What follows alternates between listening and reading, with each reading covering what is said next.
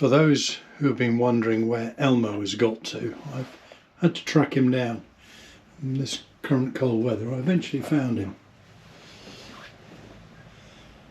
They're sitting on top of a radiator. So he says he's not coming out, but I think we may change his mind. Well, we managed to persuade Elmo to come out and help. He's not exactly happy, but he's suitably attired, so we can get on with our work.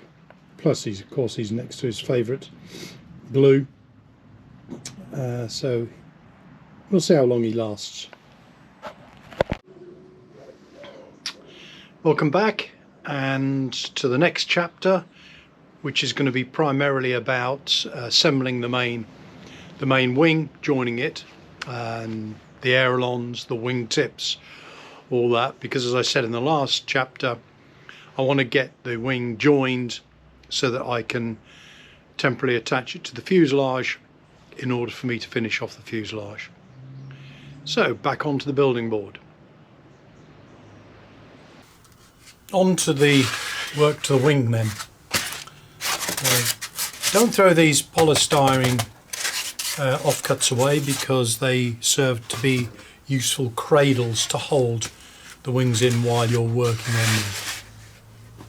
Things we've got to do to the wing: we've got to glue on the wingtip blocks, we've got to glue on the balsa leading edge, we've got to cut the ailerons out,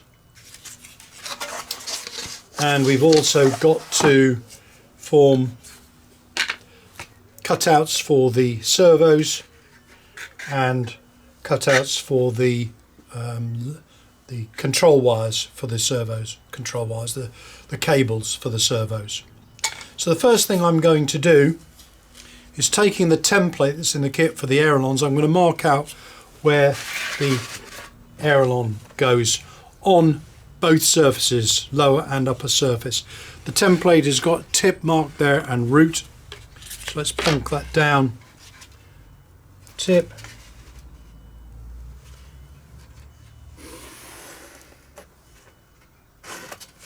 so mark that. Taking the other polystyrene offcut which supports the other side, let's mark the tip here again.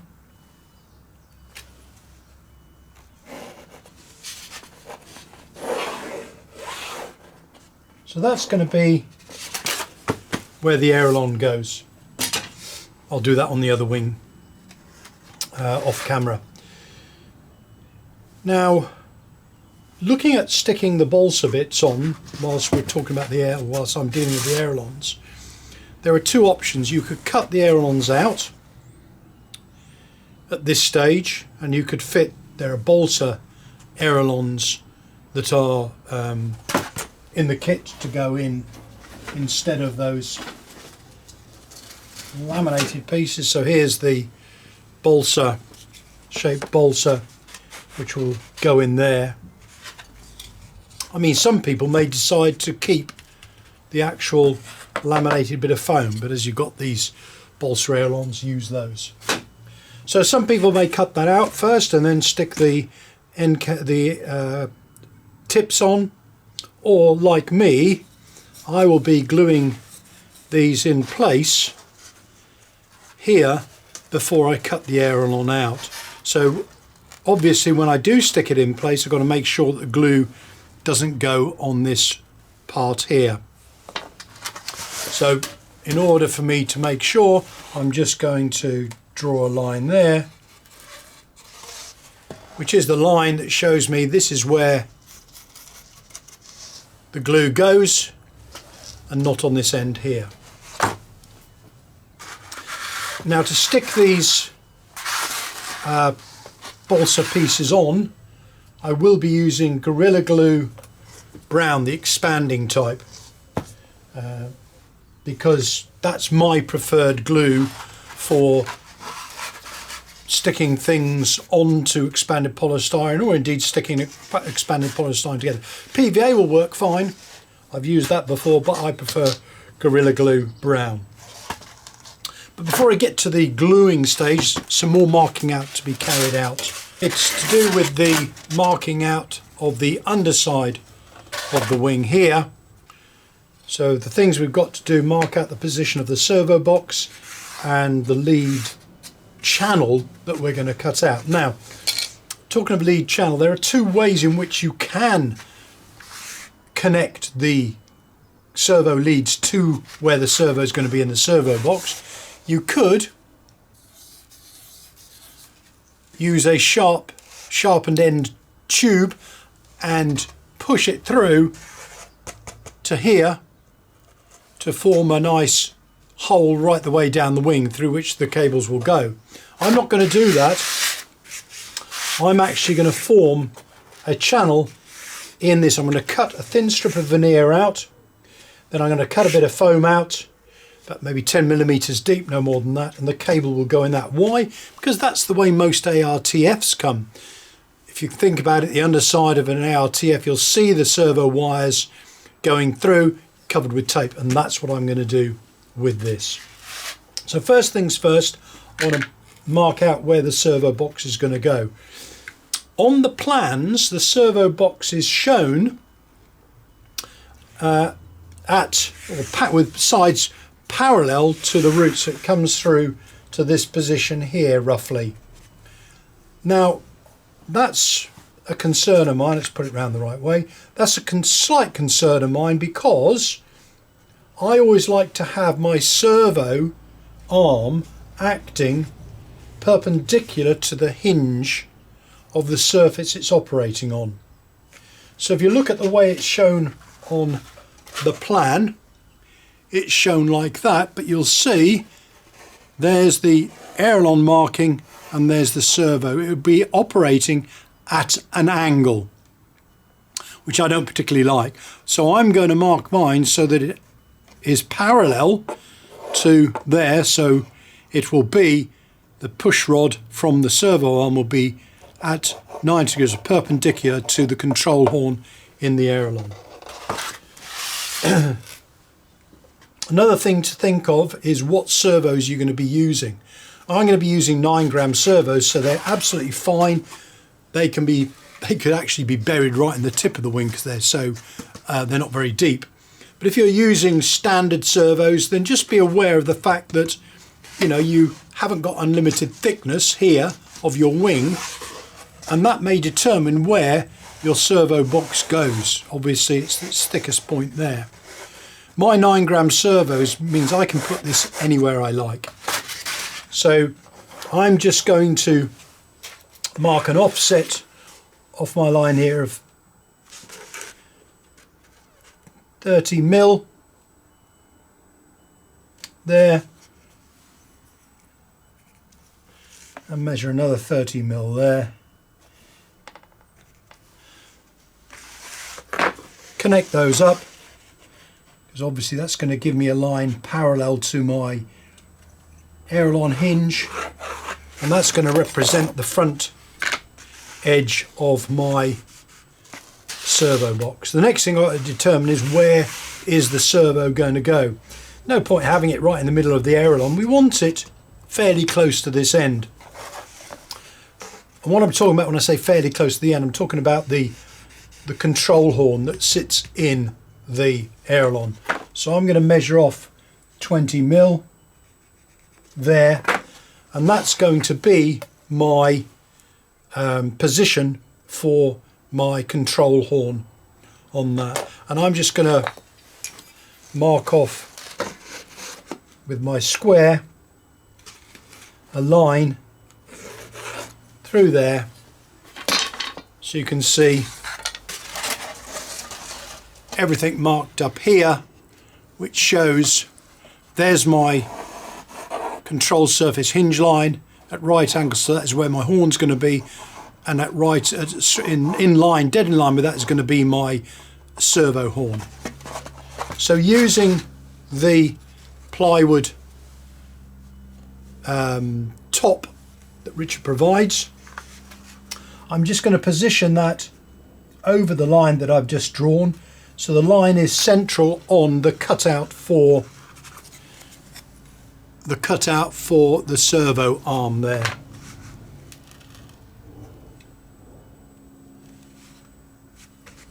And then just draw round that. Now I've got to let this down into the wing, which will involve cutting the veneer out and cutting the foam out, and of course I need to cut the foam out for the servo. I'm not going to do that yet, I'm going to do that later. I'm going to do that after I've shaped the wing, so after I've stuck the tips on, the leading edge and so on. I'm going to do that later. So I've marked that out. The next thing I need to do is to mark the position for the servo wire. So let's just move this round. So I'm just going to say, right, the servo wire is going to come out rather in this sort of position in the servo box. So let's just draw, again, this isn't long enough to go the full length, so I'm using a combination of my ruler and the square, so that's about right. So if I draw a line there, that represents where the channel will be cut out. So what I will be doing is just running my knife through that, giving me a, I don't know, maybe 3mm channel down there, but I've got a special tool that I'll use to do the channel, which I'll be showing later when I cut into the foam. I will transfer these measurements onto the other wing half, because I want to make sure that, if you think about it logically, the cables are running through here, but they've got to go through the wing to the top, because receiver, is mounted above the wing in the fuselage here, so these wires have got to come out, which means that I've got to form a cutout round here somewhere, here, going straight the way through the wing, and ditto the same on the other wing. It doesn't matter if they're not exactly identical in position. If the servo box on the other wing is 5mm out either way, it doesn't matter that much. It really doesn't, but I like to get things as precise as I can. So I've measured that now, that's fine, I've marked it up, and I'm now ready to go back to my gluing mode and get my Gorilla Glue. In this weather, with this temperature that we've currently got, which is, I don't know, about 3 degrees, if you look at my Gorilla Glue in the bottle there, if I turn that round and wait for the glue to come round, it's taking absolutely ages, because, and if I hold it like that, it's not sinking back down into the bottle very quickly, because it's cold. It's not very workable, and I need to be able to spread the glue onto my wingtip and right the way down the leading edge there. Okay, to help me, to assist me in doing that, I'm going to warm this up. But before I do, well, no, I'll do that now, in fact. So using my heat gun that I used before to when I was doing the video on the covering with brown paper, I used the heat gun to accelerate drying. I'm going to use the heat gun now on my Gorilla Glue, just to warm that up, just to make it flow better, make it more workable. So I'm just rotating the bottle. I haven't got this in a high setting, the heat gun. I've got it on the low setting, and I'm not keeping it in one place. By rotating the bottle, I'm making sure that I get an even distribution of heat. And I tilt the bottle backward, up and down, to see when that glue starts to move up and down the bottle freely, I know that I've got a workable content, which is what I'm trying. It's getting there. Should give it a bit more. It's not going to make it go off or anything like that. It's just going to make it more workable, more user-friendly. And we like things that are user friendly.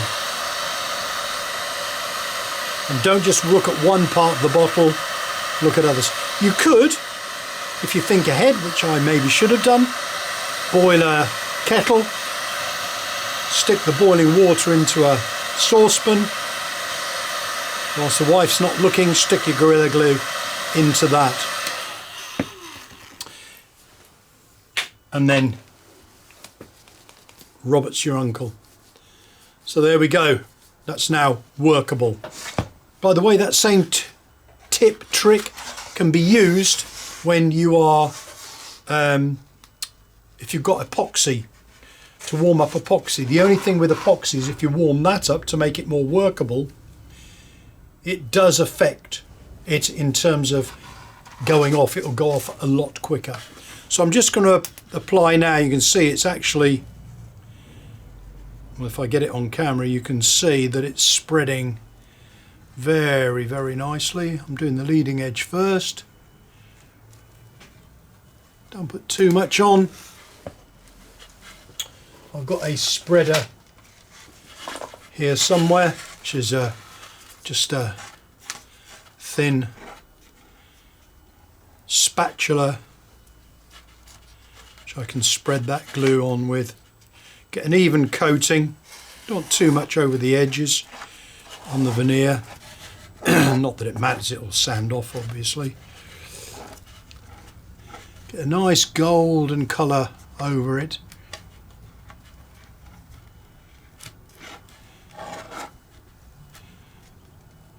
So that all the edges are sealed. Right, that's that.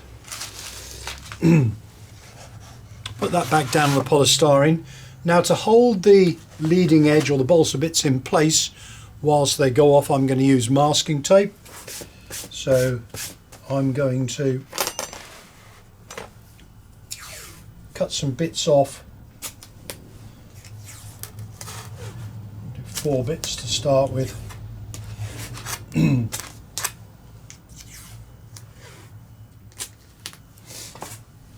Just easy to get hold of if I leave them there. Plonk the, and that's the leading edge material. Let's see it there. So I'm just going to plonk that onto the wing. And I'm going to line up. I'm lining it up at the tip, not bothering about the root, because they're very well cut actually. There's not much to trim, but the root is where I'll trim this, and not the tip, because the tip is where the balsa wingtip's going to go. So just making sure that I'm covering all of the wing. If you've not used Gorilla Glue expanding brown stuff before, don't get it on your skin. There are health and safety warnings about it, but as far as I'm concerned, it's just a blessed nuisance to get off. Yeah, if I probably read the health and safety.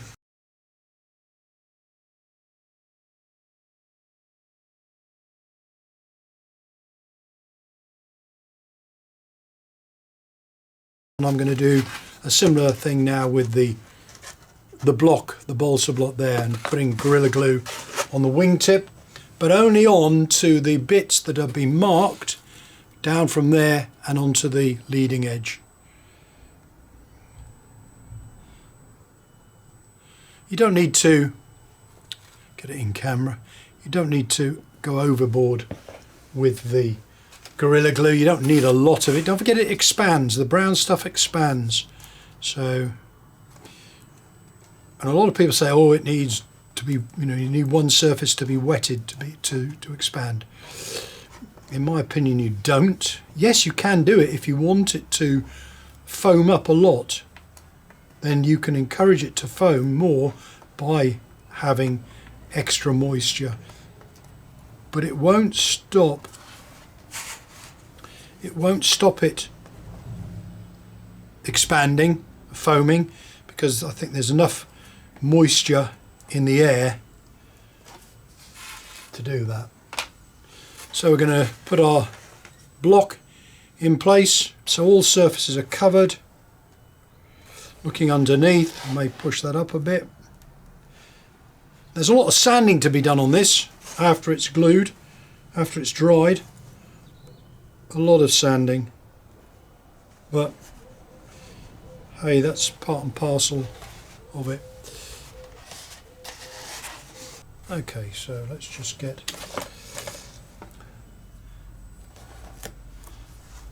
that one there. I'm going to have to stand this on end on the board, and so you won't be able to see what I'm doing here. It's just sticking the tape down, but because I'm pressing down against the board, you can only see this bit here. But what I'm doing is that you can see the tape going round the wingtip, but I need a bit of pressure.